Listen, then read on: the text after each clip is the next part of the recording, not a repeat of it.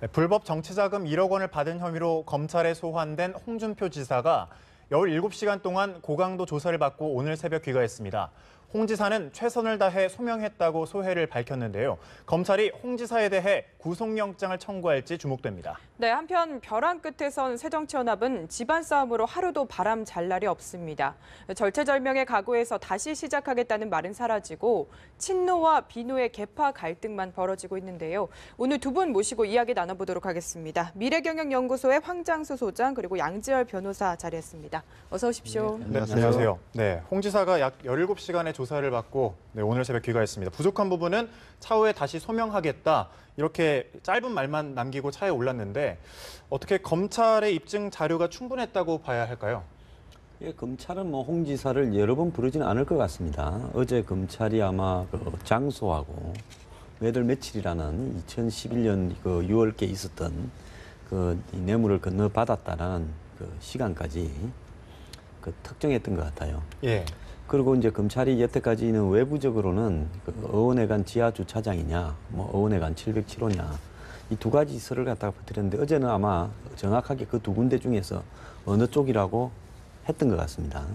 그렇기 때문에 홍 지사 입장으로서는 그 부분에 대해서 부인을 한 걸로 보이지만은 검찰이 어제 홍 지사가 조사를 17시간 마치고 나간 다음에 크게 당황하는 모습이 없이 내주에 기소하겠다라는 부분으로 봐서 당신은 당신 변명해라. 우리는 당신에 대해서 이런 어떤 시간, 장소, 또 정은 이런 것들이 있다라고 한 것 같아요. 그러니까 이제 더 이상 부르거나 대지를 또 하지 않겠다지 않습니까? 이런 건 같은 경우에는 대지를 할 가능성이 높은데 그래서 검찰은 기소해서 이 재판 가는 과정에서 나름대로는 좀 자신을 하고 있는 것 같아 이렇게 비춰지네요. 예. 네, 변호사님 어떻게 보셨나요?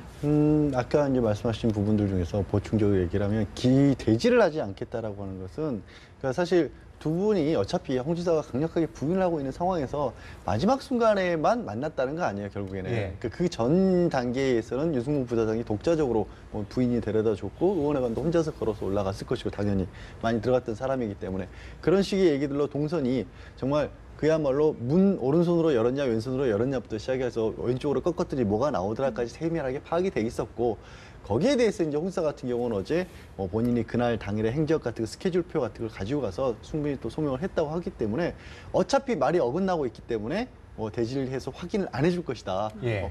쉽게 말해서 자백은 할 가능성이 없다라고 판단을 한 것으로 보이고요.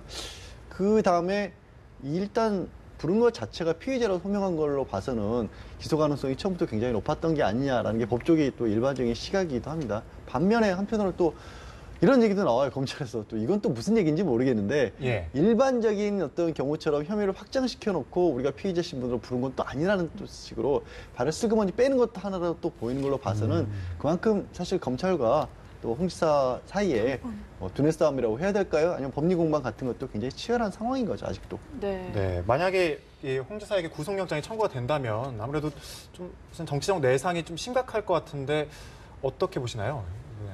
그러니까 이제 될까요? 보통 1억 정도의 정치 자금 수수라든지 이건 예. 뇌물이라 보기는 어려울 것 같고요. 정치 자금이라고 일단은 봐야 되는데 뇌물이라 보려면 성완종 지사가 자기의 2012년 공천 대가로 대표에 나가서 당선이 될 가능성 높은 사람한테 1억을 줬다.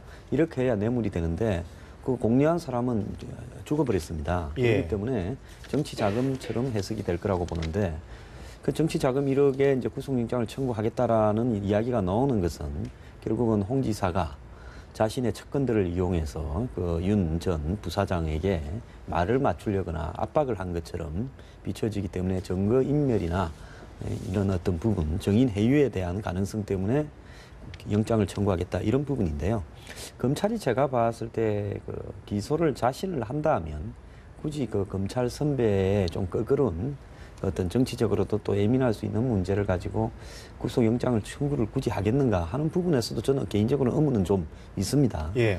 만약에 이 검찰이 정말 홍 지사를 빨리 격리해서 다른 어떤 부분에 대한 수사를 더 해서 거기에서 증거를 더 찾아내고 이렇게 해야 될 부분이 있다 하면 그렇게 할 수 있다고 보는데 최근에 검찰에 이렇게 홍 지사를 대하는 태도를 보면 나름대로는 기소까지는 자신을 하는 것 같은데 그래서 홍 지사가 출두 전까지는 홍 지사를 압박하기 위해서 영장을 청구할 것 같다 이야기를 했지만은 출두 이후에 내주에 뭐 기소하겠다라는 이야기가 나오는데 굳이 영장 청구까지 할까 하는 생각은 있습니다. 네.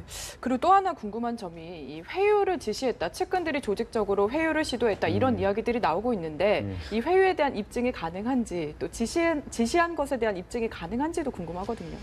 그것도 현재로서 이제 간접적인 증거들밖에는 없죠. 이제 그 녹음 파일 있죠. 용 부사장, 윤승보 부사장이 회유를 당했다고 주장을 하면서 그 사실을 녹음을 한 것인데 그 녹취도 이게 뭐 언론을 통해서 알려진 것이지만은 사실 전체 녹취를 들어보기 전까지는 이게 정말로 회유를 한 것인지 아니면 홍 지사가 직접적으로 지시를 했다라고 볼 수 있는지 이런 부분들은 아직 명확하진 않은 거고요.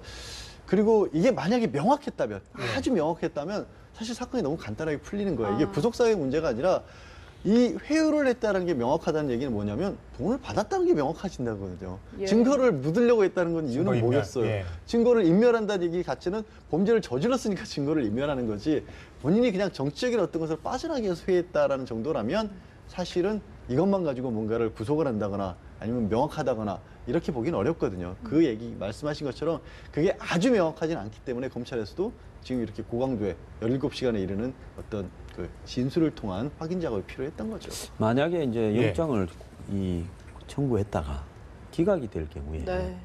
이제 이완구 지사도 이완구 전 총리도 기다리고 있고 또 나머지 분들도 지금 8명 중에서 기다리고 있는 사람도 있을 거 아닙니까? 예. 이런 수사의 전체에 힘이 좀 상당히 빠지게 되는 부분도 있죠. 그렇기 때문에 굳이 뭐 기소가 가능한다면 영장을 청구해서 그 혹시 영장이 기각될 모험을 검찰이 할 필요가 있겠는가 뭐 이런 생각도 듭니다. 네, 영장 예. 청구는 아직 불확실하다 이런 말씀이신 것 같고요. 다음 타깃입니다. 이완구 전 총리 이야기도 해보고 싶은데 다음 주쯤에 피해자 신분을 소환할 것이다 이런 이야기들이 나오고 있고요. 뭐 여러 가지 주변 측근들 조사도 끝난 것 같은데 아직까지는 조금 명확하지 않은 부분들도 있는 것 같아요. 어떻게 진행될 거라고 보시나요? 그 결정적인 차이가 결국에는 돈을 전달했다는 사람이 지금 있냐, 이게 없냐. 없냐 차이죠. 예. 이게 굉장히 크거든요. 그 지금 공여자 같은 경우 그 홍 지사 같은 경우에는 직접 돈을 댄 사람은 성전 회장이지만 어쨌든 가져다 준 사람이 있기 때문에 가져다 줬다라고 주장하는 사람이 있으니까 그 사람의 얘기가 구체적인 일관성만 있으면 굉장히 전달이 이게 어느 정도는 그 정황 증거로서 입증이 된다고 보는데 그게 어떤 수사나 재판의 법리였는데 이 이완구 총리 같은 경우는 그 사람이 없잖아요. 지금 예. 성전 회장이 직접 줬다라고 알려졌기 때문에 그래서 더 간접으로 입증을 하려다 보니까 검찰이 그만큼 어려운 것이고요. 예. 대신에 오히려 말씀하신 어떤 회유 정황이나 이런 부분이 이완구 총리의 경우에는 그게 더 중요하게 여겨지는 것 같아요. 거기서 사실 이 전 총리가 이 문제가 불거졌을 때부터 뭐 청문회 과정에서도 그랬었고 언론을 대하는 태도에서도 그랬었고 굉장히 적극적으로 뭔가를 하려고 했던 자세들이 많이 보였잖아요. 예. 홍 지사보다 비교해 보면 네. 그러다 보니까 검찰 입장에서는 아무래도 그 과정에서 뭔가 허점을 좀 드러낸 게 있지 않았을까라는 것에 주력을 하고 지금 특히 회유 의혹에 관해서는 집중적으로 수긍을 하고 있는 것으로 보입니다. 네. 어떻게 보면 지금 이런 일련의 과정이 뭐 첫 단추라고 볼 수도 있겠군요. 예. 홍 지사와 이 전 총리의 이야기는 이쯤 해보고 다음 주제로 넘어가 보도록 하겠습니다. 어제 새정치민주연합 최고위원회의에서 그야말로 집안 싸움이 났습니다. 네. 주승용 최고위원, 정청래 최고위원 설전 끝에 주승용 최고위원이 사퇴하고 자리를 박차고 나갔는데 어떻게 보셨습니까? 예. 그러니까 좀 뭐 주성ling 최고위원이 지난번에 사퇴하겠다 예. 했다가 그때 비공개 최고위원회였죠. 선거 패배 다음 날 호텔에서 열린. 그다가 어제 이제 최고위원회가 그 다음에 처음으로 이제 공식적으로 열린 것 같은데 이 장소에서 그 패권주의가 당내 그러니까 친노의 패권주의를 거론했죠. 비공개, 불공정, 불공평하게 운영하고 있다. 이것을 갖다 공개적으로 공정하게 공평하게 해라. 이런 식으로 이제 이야기를 하니까 정청래 최고위원이 듣고 있다가 자꾸 사퇴한다고 공갈치지 말라는 식으로 공갈이라는 표현을 썼어요. 네. 사퇴하려면 하든지. 그러니까 이제 주승용 최고가 자신에 대한 이 공개석상에서 이런 말을 하는 것이 모욕이다. 이렇게 해서 이제 일어나서 나갔지 않습니까? 그러니까 이제 원내대표와 문재인 대표가 또 만리로 갔는데 결국은 만류를 못하고 나가버렸어요. 이때 이제 아주 기이한 광경이 나타났죠. 유승희 최고위원. 최고위원이 노래를 이제 했죠. 봄날은 간다라는 노래를 불렀는데요. 예.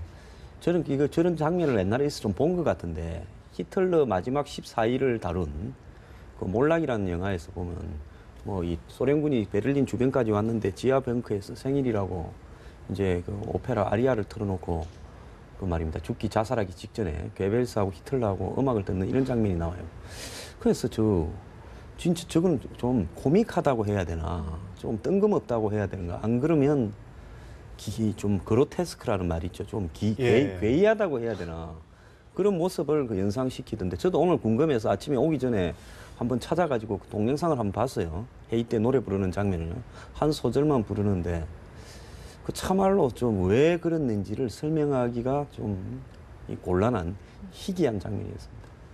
네. 네, 변호사님께서는 어떻게 보셨습니까? 글쎄, 이게 정청래 최고위원이 말마따나 이제 이 사건 이후에 기자들에게 해명하는 자리에서 이런 얘기를 합니다.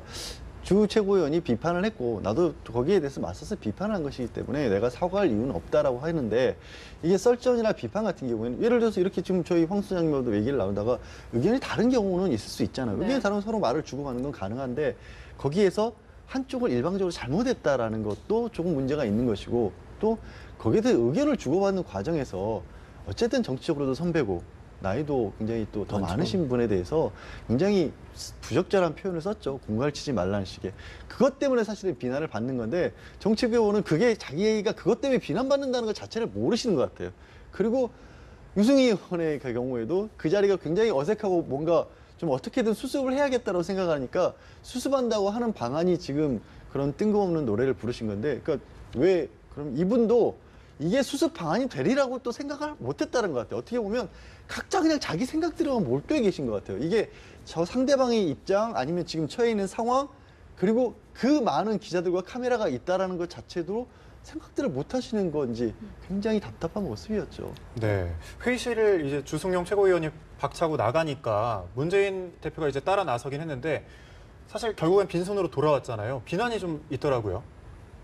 그러니까 예. 이제 뭐 차라리 못 잡을 것 같으면 안 나가는 게 나았고요. 그 다음에 이제 중요한 것은 그 정청래 최고위원님보다 주승용 최고위원이 제가 볼 때 연세가 한 예. 15살쯤 많을 걸로 보입니다. 서너 살은 최소한 많을 것 같은데 52년생입니다. 근데 그런 분을 상대로 해서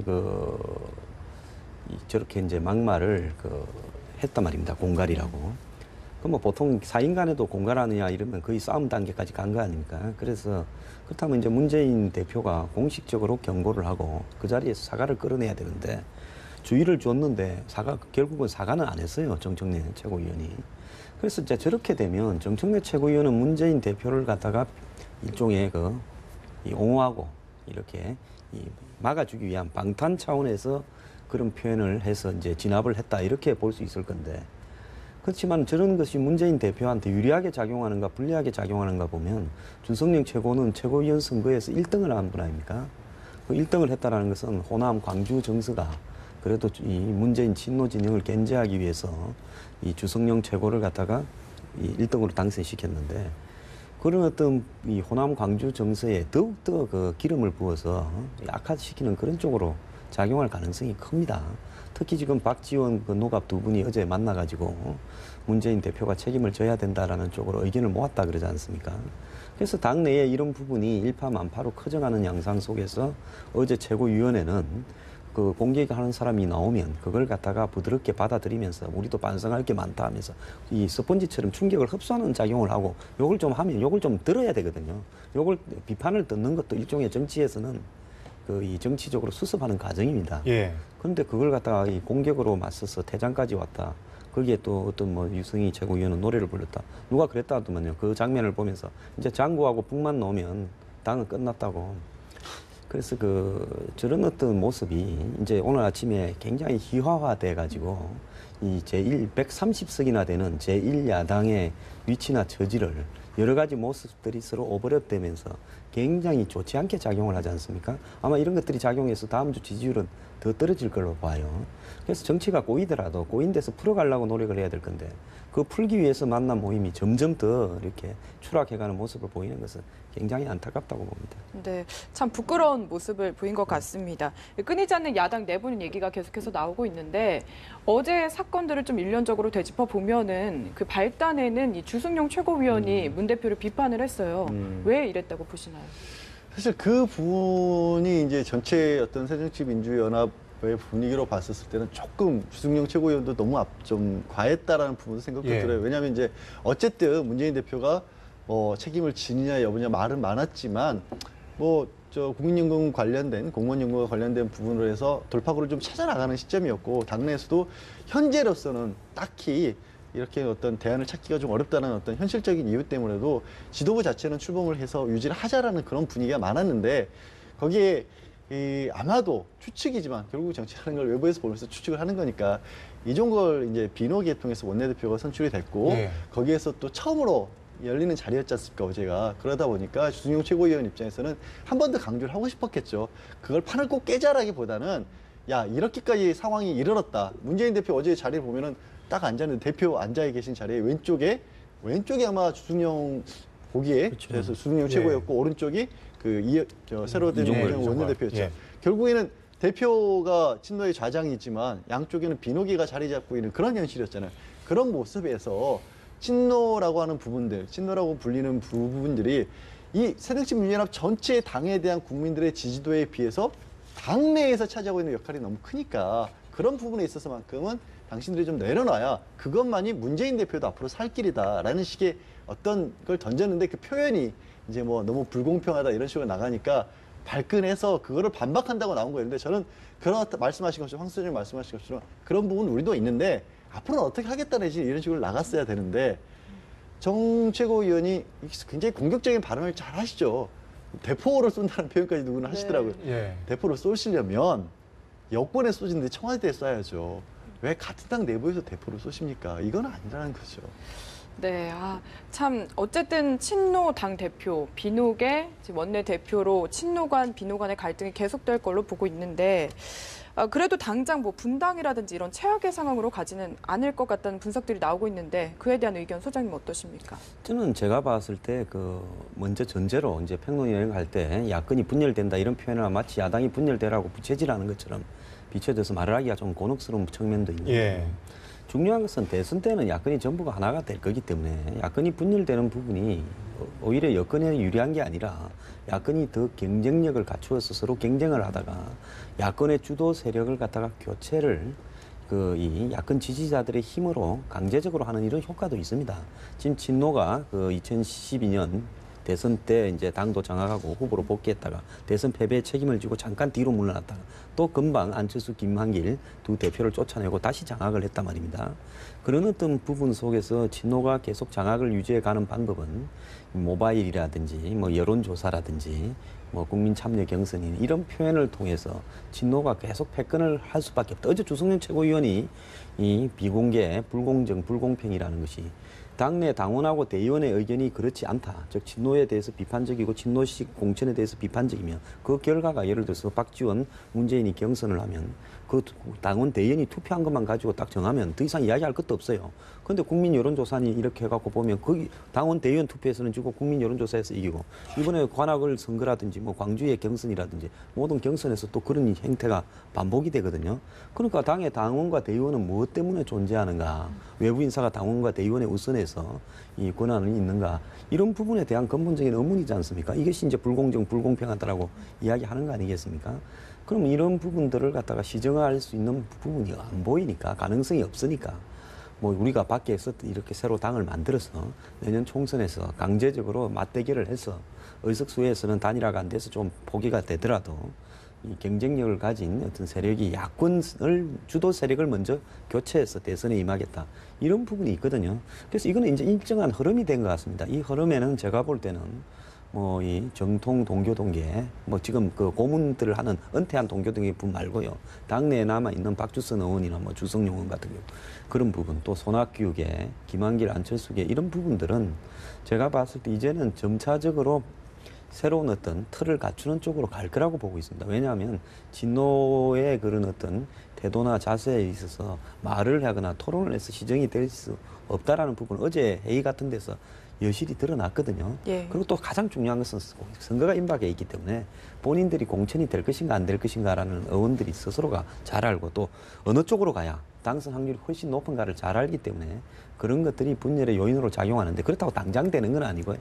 여러 가지 명분을 축적하면서 또 세력을 모아가면서 제가 봤을 때는 한 6개월 안에 분열이 되어서 내년 총선에는 뭐 이 야권이 한 2가지, 3가지 세력으로 서로 경쟁을 할 가능성이 높다고 봅니다. 네, 아무래도 앞으로 이 문재인 대표의 대선 지지율과 또 호남의 그 지지율 아무래도 영향을 계속해서 미치겠죠. 그럴 수밖에 없고 예. 또한 이제 아까 잠깐 얘기도 예. 나왔지만 여론조사 결과 같은 게 또 새정치 민주연합이 또 계속해서 떨어지고 있죠. 24%까지 떨어지고 있고 그에 반해서 이제 무당파 이런 뭐 부동층으로 보이는 분들이 한 30%가 이른다고 해요. 그러면 그 중에 상당수 분은 사실 야권 성향을 가지신 분인데 새정치 민주연합은 싫다라는 분들이거든요. 그러면 그거를 새정치 민주연합이 얼마나 효과적으로 다시 한번 이쪽으로 지지를 얻어내느냐 아니면 그걸 얻어내지 못하면 소장님 말씀하신 것처럼 야권 전체가 긍정적인 차원에서 됐건 부정적인 차원에서 됐건 상당히 쪼개진 양상이 나오겠죠. 그래서 저는 결국에는 그래요. 지금 아까 저는 뭐 약간은 그래도 이 추세가 뭐 쉽게 깨지지 않을 것이라고 보는 생각은 뭐냐면 예. 지난해 김한길 안철수 체제가 재보궐선거 이후 흔들렸을 때 굉장히 강력하게 당 안팎에서 교체 요구를 할 수 있었던 거는 뒤에 문재인 대표가 있었기 때문이에요. 지금의 문재인 대표가. 그런데 지금은 사실은 문재인 대표만한 카드를 당장 찾기는 또 어려워요. 물론 거대 야당이고 뿌리가 있기 때문에 만들어낼 수는 있겠지만 시점이 그렇게 녹록치는 않더라고 보이거든요. 당장 총선 있고 바로 또 얼마 있을 대선이 있기 때문에 그렇다라면 어느 정도 선택적으로라도 문재인 대표 카드가 유지가 될 가능성도 있는데 결국 문재인 대표 카드를 쓰면서도 아까 말씀드렸던 새정치민주연합의 현재의 모습이 싫다는 사람들을 끌어들이려면 어떻겠습니까? 당 지도부 자체는 바뀌어야 된다는 거죠. 지금 체제는 안 된다는 거죠. 문재인 대표가 자리에서 물러나는 것으로의 책임이 아니라 현재의 문재인 대표를 방패의 마귀로 삼아서 참고 있는 사람들, 어떻게 보면 이용한다는 표현을 써야 될까요? 모르겠습니다. 그런 분들이 물러나지 않으면 국민들의 마음도 더 이상은 안 갈 수 있겠죠. 네. 네. 새정치민주연합이 분당될지 봉합될지는 앞으로 조금 더 지켜봐야 할 것 같습니다. 지금까지 미래경영연구소의 황장수 소장과 양지열 변호사 두 분 모시고 이야기 나눠봤습니다. 감사합니다. 네, 고맙습니다.